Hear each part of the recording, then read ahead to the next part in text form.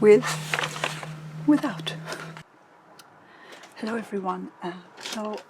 Recently I have seen that several colorists have made YouTube videos about this media, and it is basically intended to repair the paper to qualify it for watercoloring. And since watercoloring is one of my favorite ways to color in my coloring books, I thought of giving it a try. So I picked a bottle here, and the reason I decided to pick up is because, as some of you know, that I started coloring long ago, since 2014, and I used to pick up books from Amazon all the time. And back then the quality was not the best. Like this book was printed on, what was it called back then? Creative.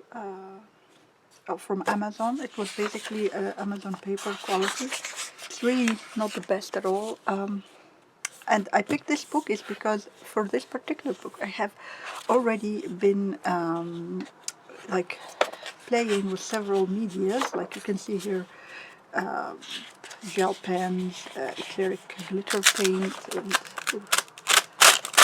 acrylic paint, metallic and non-metallic, and so forth. So I never played with watercolors though. So here again, gouache and things like that. I didn't use watercolors, and I thought, okay, how about trying this and using my watercolor approach after priming the paper with this media and see how it will go. There are apparently a few information here that are all in Chinese.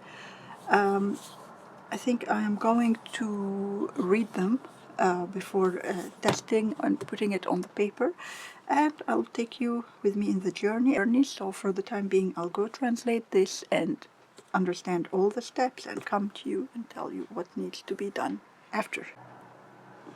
So basically, I have the translation on my phone right now, and I'll read quickly. So the instruction is to mount the paper and let it dry completely. It is advised that we put this product in a wide mouth container and use a large soft brush. So I have this one here to saturate every part, everything about every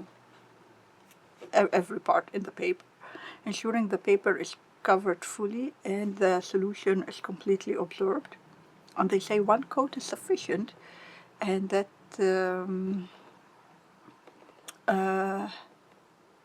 if there is a separation in this material, we can try to slightly dilute it before applying. So I hope it's not separating. I'll try to shake it. So the next step is once the paper has been completely covered and completely dry, we can start using it. However, they say it's best to ensure slow and natural drying for the best results. If you need the paper urgently, then you can use a hair dryer to completely dry it and start using it after 10 minutes. So basically drying it with a hair dryer, then you must wait 10 minutes before using it for the best results using a hair dryer.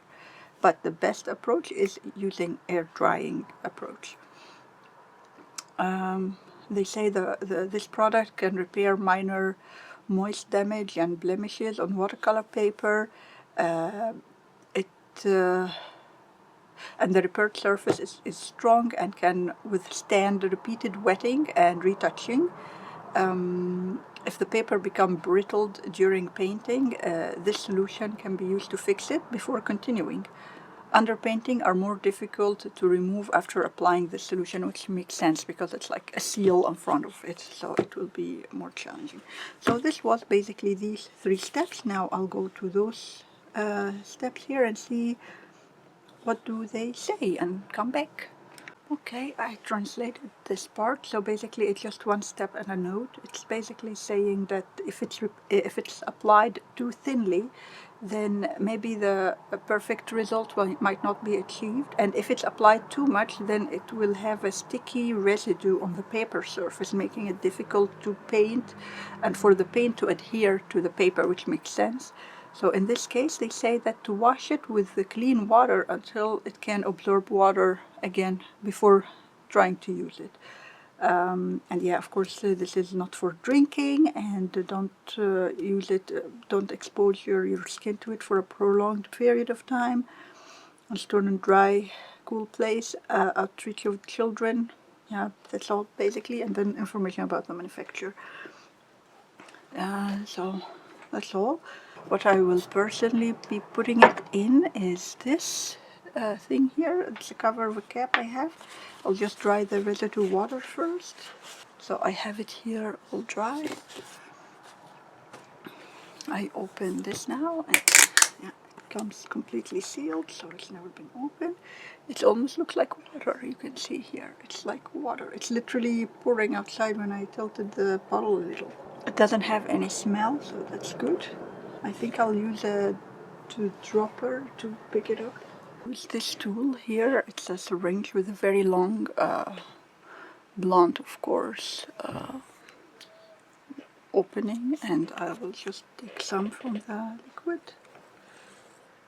So I took 4 mLs, and now I'll put them here.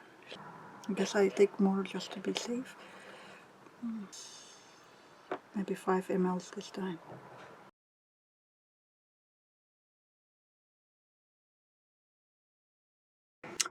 So you see that I soaked it pretty much so well here. So the reason I'm only applying that to the edges and not to the image itself is because I'm curious now that I know for a fact that I have completely soaked basically the edges, how it would perform in comparison to the that has been just gotten basically one stroke of that solution or that medium. And yeah, I'll see now. I still have a lot left actually, so I'm gonna try to see how much actually it took. So absorb them again with the syringe. So I have left over 2.5 mLs, so basically per page, so you will exactly need 6.5 mLs for this creative space or create space kind of paper. I'll let it air dry, so yeah, I don't know how long it will take. Maybe I'll leave it overnight and come to you in the next clip, hopefully while I'm preparing to paint it. I'm going to use my granulating watercolors because I think these are the they require wet on wet technique to produce the best results. So I will see how this media will perform, will allow me to use those kind of paints, because those are the ones that I struggle the most to use in coloring books. And yeah, and I hope it is the solution. And if that's the solution, I'm definitely gonna pick another bottle.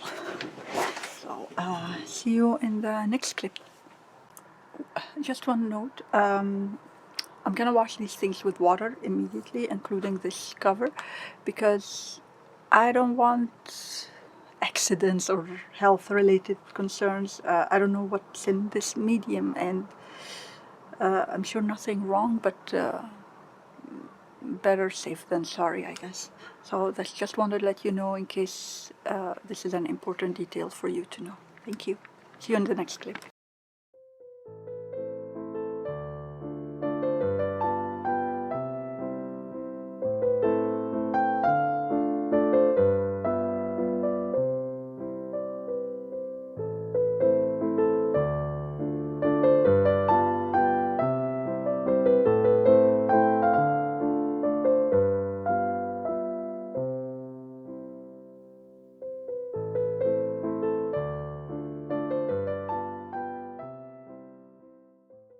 I am back after I didn't wait long, by the way. I think I left it 2 hours just to air dry completely. As you can see, I used a granulating watercolor, and normally this never happens if I use it directly on the paper.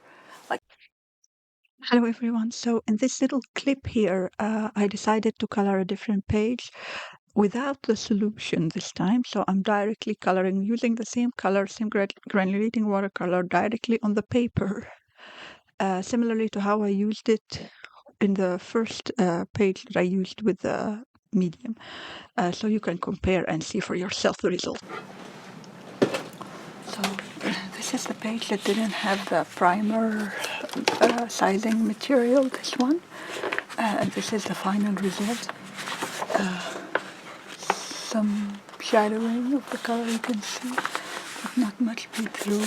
And the granulation is okay, but not as smooth as the one I did yesterday. Here, like you can see, the quality of the granulation is a lot better as opposed to the quality of granulation here. It's still showing, but minimally, without. Now, I'm impressed, honestly. Like, this stuff is golden. I think I'll be using it endlessly. Well, I will be using it every time I need to use a wet-on-wet technique for watercoloring and coloring books. So, I'm in love, I'm impressed, and if you like watercoloring and in coloring books, or if you like to use wet media in coloring books, this is your ticket. I can't recommend it more. I'm literally impressed. But this honestly exceeded my expectation. I used in the past gesso, white gesso, and I used different types of like a surface priming, clear gesso mainly from different brands. But it has never given me this wonderful watercolor level granulation as if I'm painting on watercolor paper.